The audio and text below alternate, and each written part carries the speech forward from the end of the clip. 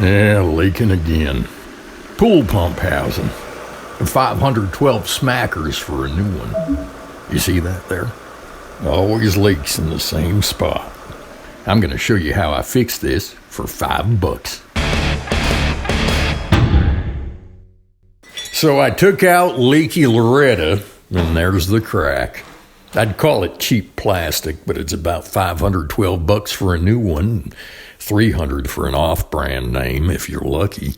For this procedure, I'm using a soldering iron, and mine's a 25 watt, although I've seen a lot of people say you must have a 60 watt soldering iron. Mine works just fine. I'll be using this flat tip, plus a pointed steel tip I bent with my bare teeth. You mortals might want to use pliers for that. Some zip ties I found on Helen's bedside table. Got an optional heat gun back here. This mirror I swiped from my dental technician. A roll of paper towels. And to make things go real smooth, some alcohol. DeMille, this alcohol, isopropyl rubbing alcohol, don't you know? My process consists of 3 steps. Stitch melting, plastic patching, that's where the zip ties come in, and applying special homemade raisins. DeMille, take a look at this. Yeah, Margie taped it. It's supposed to be a special resin. Applying special homemade resin, and I'm going to show you how I make it.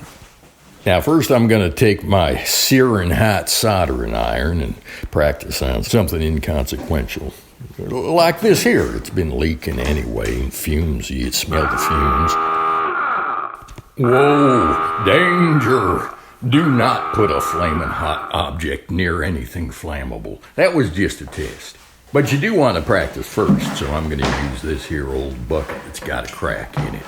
I mean, imagine if I was to screw up on that $500 replacement. That would suck.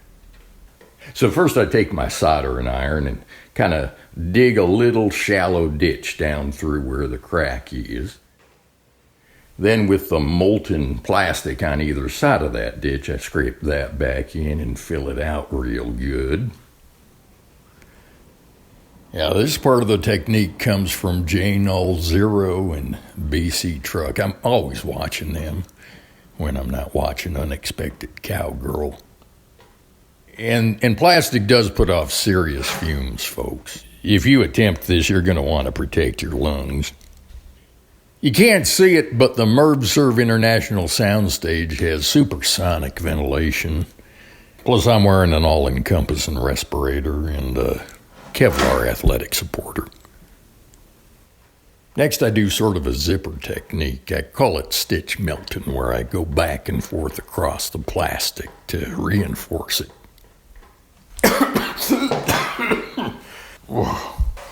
Yeah, I'm going in for another hit here. Another shot here. Do another shot here, DeMille, so the folks can see it good. Yeah.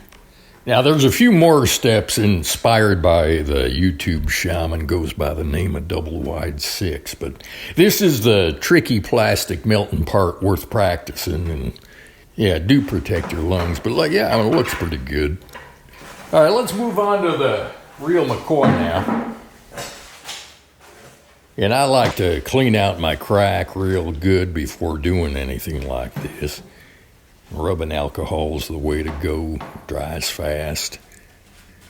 Stings a little though, which is why I wear gloves, of course. Yeah, work it into your crack real good. There's all sorts of dirt in there. And then we're going to use the same plastic melting technique I practiced on the bucket. Get the rubbing alcohol out of the way. It's flammable. And DeMille, get a good angle on this because it might be hard to... Yeah, good. Yeah, like that. Yeah, ventilate and protect yourself, like I said. No, it stenches. Excuse me. Yeah, that's a bad smell. But you see what I'm doing? Same technique here.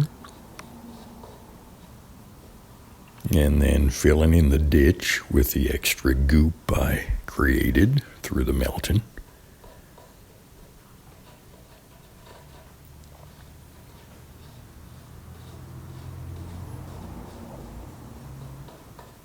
And probably on a daily basis, I don't know what it is, I get remarks from people infatuated with my voice. And so we're going to fire up an alternate channel.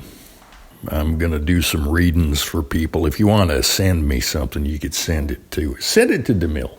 Wait a minute. dvvantigo@gmail.com. dvvantigo@gmail.com. Gee, thanks. I'll read a passage. We might be doing a spin-off of this channel, but I'm just going to try this one thing for you. Maybe we'll do it as one of them shorts, all right, DeMille? Yeah, we'll do it as a short. So now I'm going back and forth, kind of a zipper technique, what I call my plastic stitching. All right, so now what we're going to do is plastic patching, which is, I'm going to use a zip tie, believe it or not. And use the heat gun here, soften it up real good. And this is optional, this heat gun part's optional, but I'm going to soften it till it's like a piece of al dente spaghetti. Yeah, it's more like vermicelli. Okay, linguine. Al dente linguine or fettuccine. DeMille, kick on that fan. Yeah, good. So you see how the linguine just can't wait to melt here. And it kind of provides me with an extra puddle of goo that I can smear all over the top of this as another layer of reinforcement. Now, keep in mind, this is not the homemade resin I was talking about.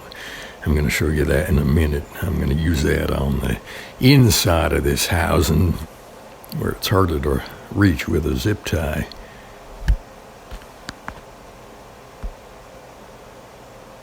And I know this ain't attractive, but if you ever took a homely girl to the prom, for example, she's going to be loyal to you. And this is a general principle here. An additional shell on top of that plastic crack that we've now stitched together. It ain't going to look pretty, but it's going to be functional. I'm going to let it cool off for a little while along with the soldering iron because I got to switch the tip. But I'm going to show you a little trick here on how to make that resin, which is critical to doing the inside. All right, so I'm going to show you the magic here on this crummy old dining room table Helen's great-great-grandmother gave her. It requires super glue, a popsicle stick, and some baking soda. I seen Double Wide 6 use this on a snow blower, so I know it can take pressure and it's waterproof. Looky here, because it's amazing. So you squeeze out a whole bunch of the super glue, and it's thin, so it's going to get down in any remaining cracks of the plastic housing. Then you sprinkle some baking soda over the top of it, and be generous, don't worry about it, baking soda's cheap. This is pretty much going to form a permanent bond that can't ever be removed.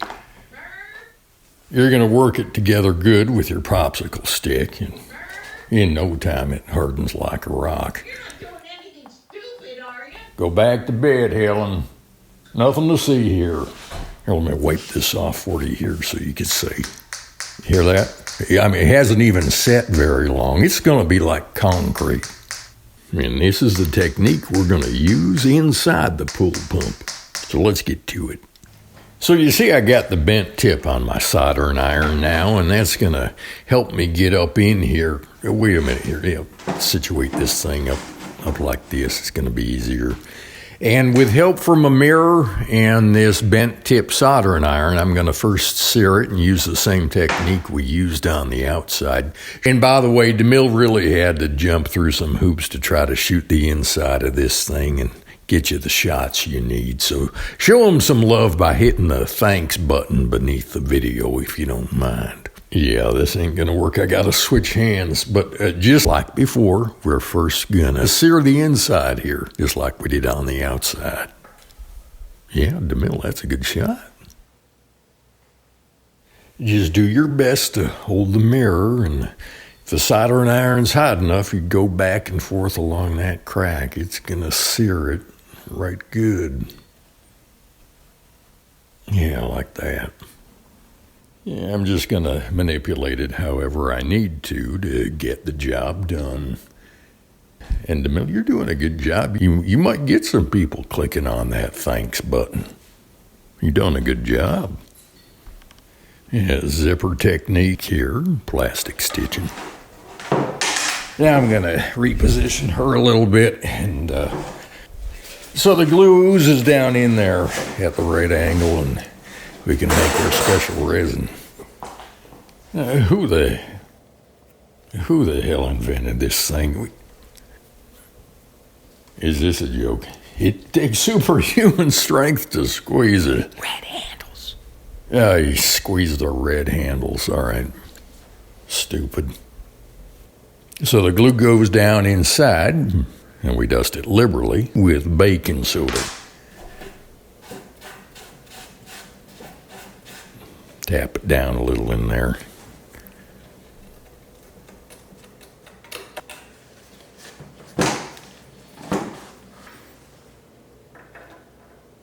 Yeah, that looks pretty good. All right, we can put some of this on the outside too, and fill in whatever cracks and crevices are left. Work it in real good. Don't need to look pretty. Remember the prom. There. Yeah, the place is starting to look like a party at Al Pacino's house. I'm going to let her sit here for a while and then hook her back up and see if she works. The moment of truth. Well, what do you know? We're leak-free and ready to live another day. I hope this helps you. This is Merv himself, and I'll see you next time.